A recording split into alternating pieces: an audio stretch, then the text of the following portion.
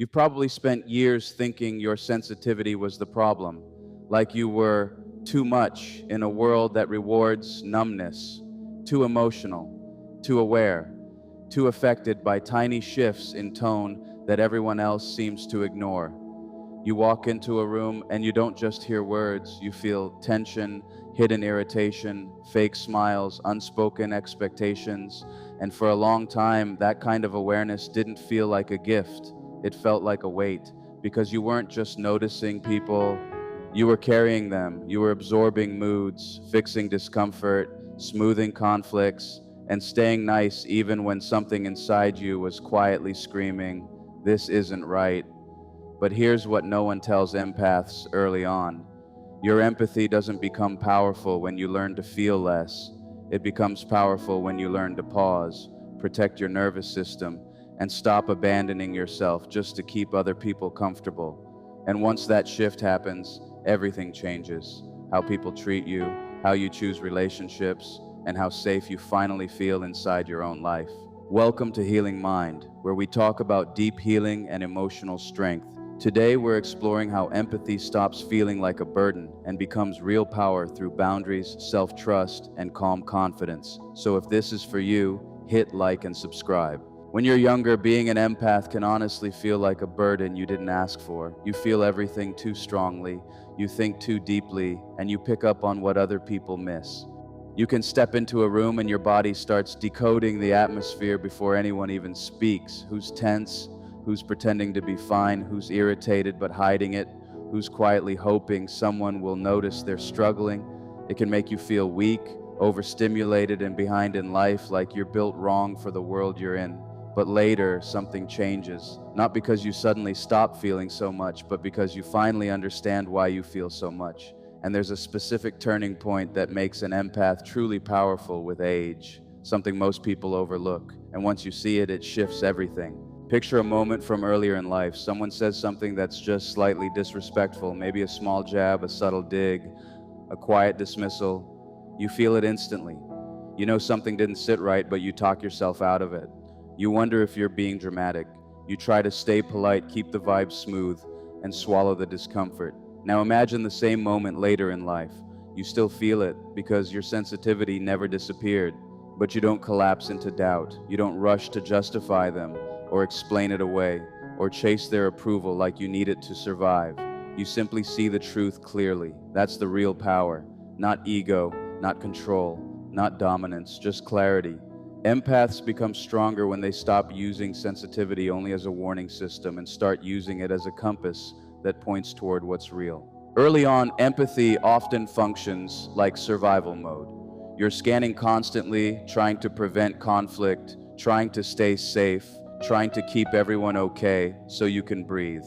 But later, empathy turns into discernment, and discernment changes the way you live. One of the biggest shifts is this: you stop needing to be liked by everyone. When you're young, approval can feel like protection. If people are happy with you, your body relaxes. If they're not, your system reacts like danger is near. So you become the easy one, the accommodating one, the person who avoids being a problem. You manage other people's comfort like it's your job. But with growth, you start choosing peace over performance. You stop asking, how do I keep them pleased? And start asking, is this healthy for me? That isn't selfish, it's maturity. Here's a quick check. When someone is disappointed in you, do you instantly feel guilty or do you feel curious? That question matters because guilt locks you into old patterns, while curiosity opens doors. Guilt makes you shrink, over-explain, and abandon yourself to win back approval. Curiosity helps you pause and observe. Why are they disappointed? Is it reasonable? Is it about me or about their expectations? Is this relationship balanced or am I always adjusting? That shift alone is a sign of emotional growth. Another reason empaths become powerful later in life is that the nervous system becomes a teacher, not something you ignore. When you're younger, you override your body all the time.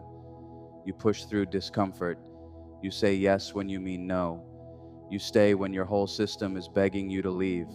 But later, you start seeing patterns with people. You notice who brings calm into your body and who brings confusion. You notice who leaves you grounded and who leaves you second guessing yourself. And the biggest change is that you stop arguing with what your body already knows. Empaths become strong when they trust their internal signals instead of constantly doubting them. You start treating your feelings as information rather than inconvenience. A simple way to practice this is to check in after spending time with someone. Ask yourself, do I feel more like myself or less? More like yourself feels clearer, steadier, and more grounded. You feel present in your own skin. Less like yourself feels tight, guilty, overstimulated, or drained. It can feel like you lost your center and you're trying to find it again. That doesn't mean the other person is bad, but it does mean something is happening in that dynamic that your system is reacting to. When you're younger, you might ignore that reaction and keep trying harder. Later, you respect it. And that's where your sensitivity stops being a curse and becomes one of your greatest strengths. That feeling you get afterward is usually more trustworthy than the story your mind tries to build. Your thoughts can rationalize anything. They can minimize, excuse, and overanalyze until you're confused. But your body doesn't do that. It simply registers what happened and how it affected you. Now here's the third reason empathy becomes powerful later in life.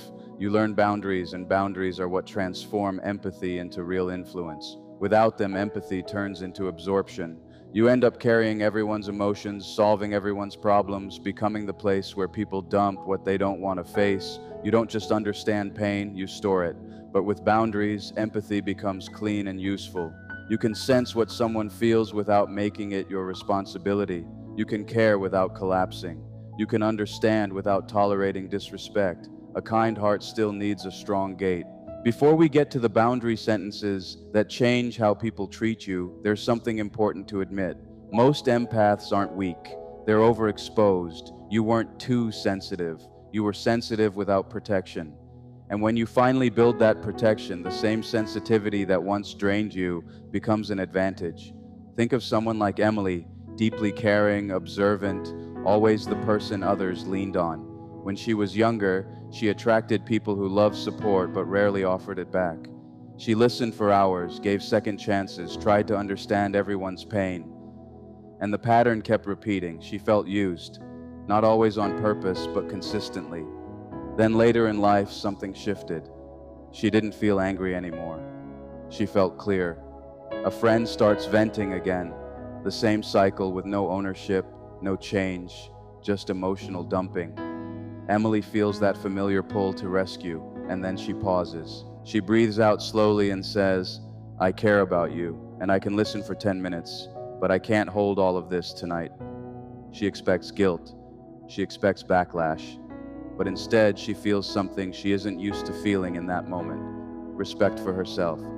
That's when an empath becomes powerful. When the empathy stays, but the self-abandonment disappears. Now here's the fourth reason empathy grows stronger with time. Your pattern recognition sharpens.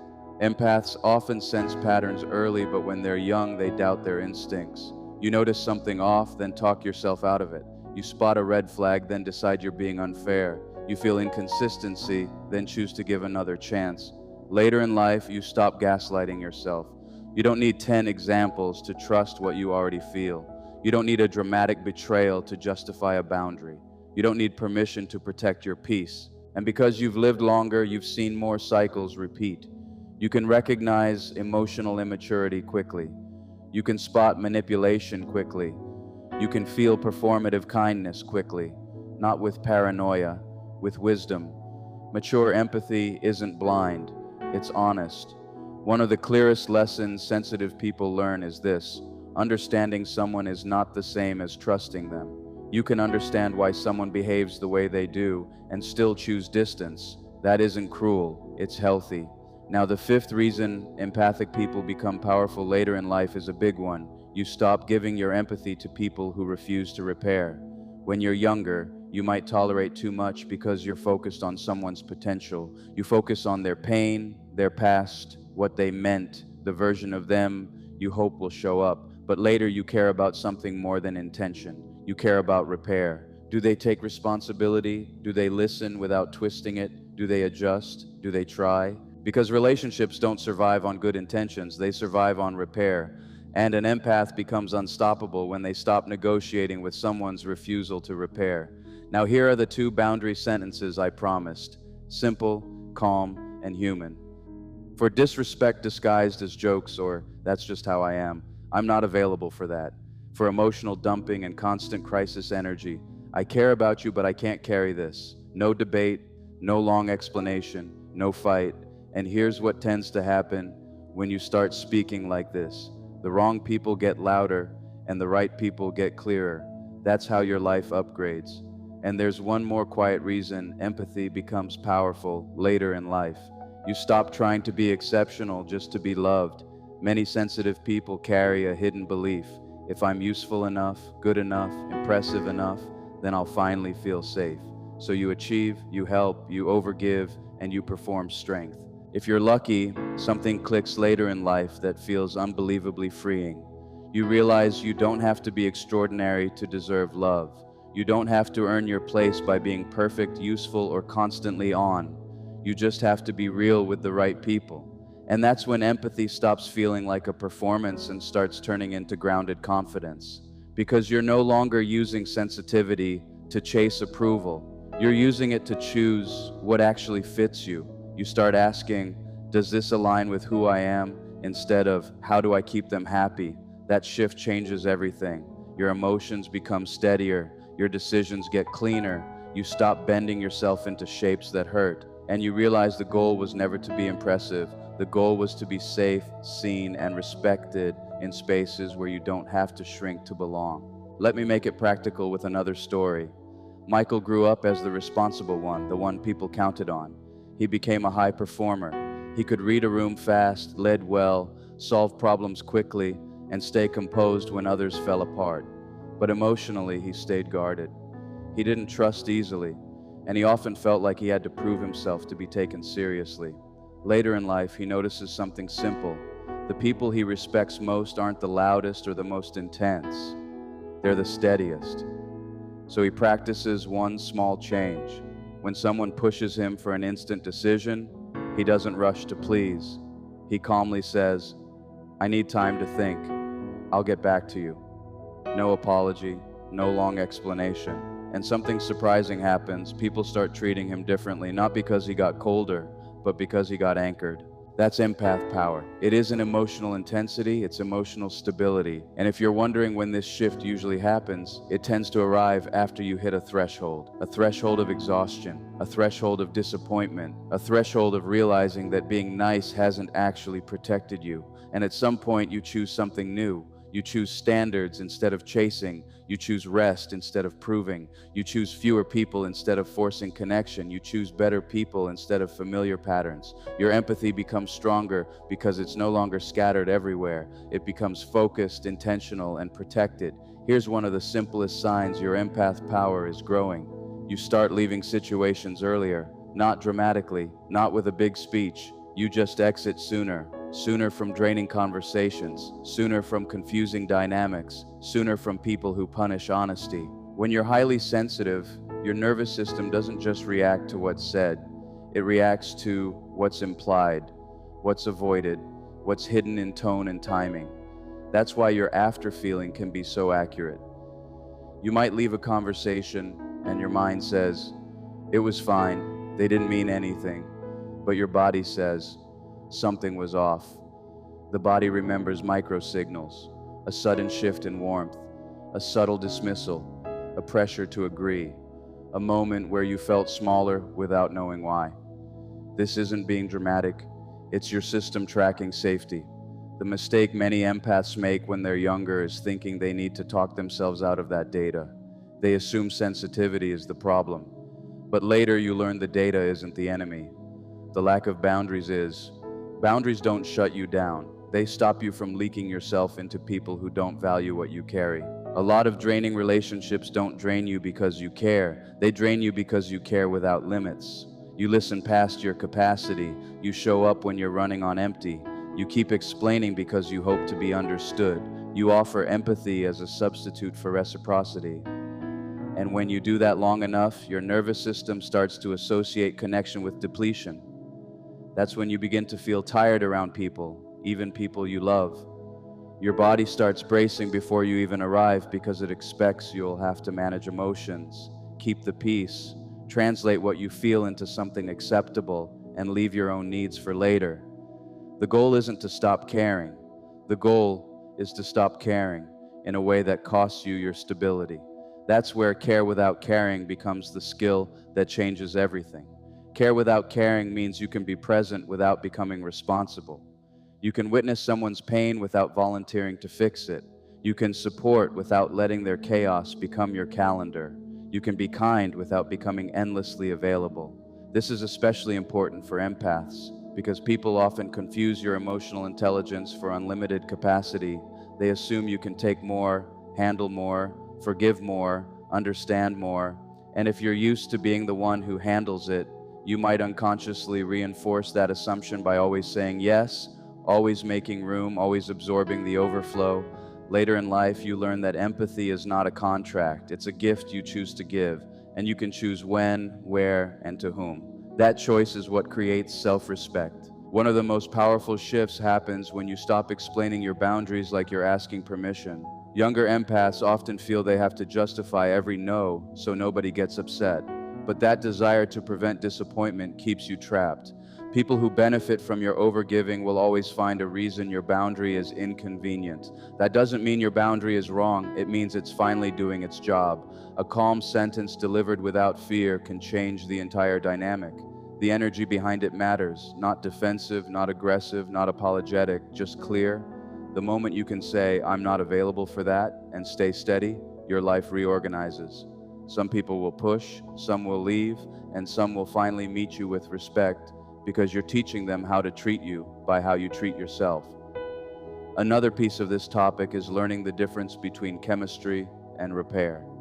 Chemistry feels exciting, magnetic, intense.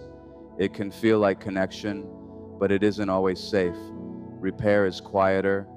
Repair looks like accountability. It looks like a person who can hear you without turning it into a fight. Someone who can apologize without making you comfort them. Someone who can adjust their behavior, not just their words. Empaths often get hooked on chemistry because it feels familiar, especially if they grew up around emotional unpredictability. The nervous system can confuse intensity for love. Later in life, healing often means choosing repair over adrenaline.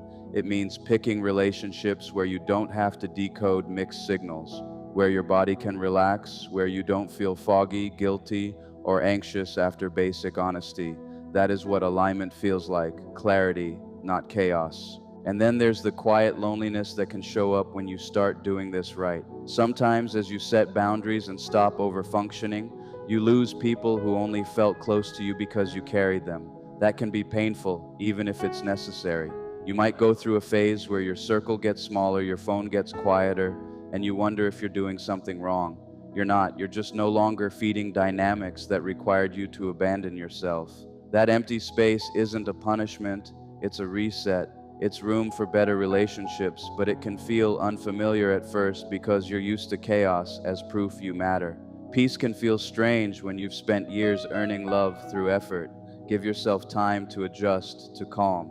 As your empath power grows, you'll notice subtle behaviors changing. You'll pause before responding. You'll stop rushing to fix people's discomfort.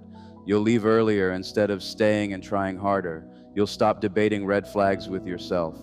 You'll stop romanticizing potential and start looking for patterns. You'll pay attention to whether someone repairs, not whether they promise. And you'll trust you're after feeling more than you're overthinking. That doesn't make you cold. It makes you stable. Sensitivity doesn't have to be a wound. It can be a form of intelligence, especially when you pair it with boundaries, self-trust, and rest. If you want a simple way to practice this without making it complicated, start with 1 moment per day where you pause instead of reacting. Before you agree, respond, or take responsibility for something emotional, take a breath and ask, do I actually have capacity for this?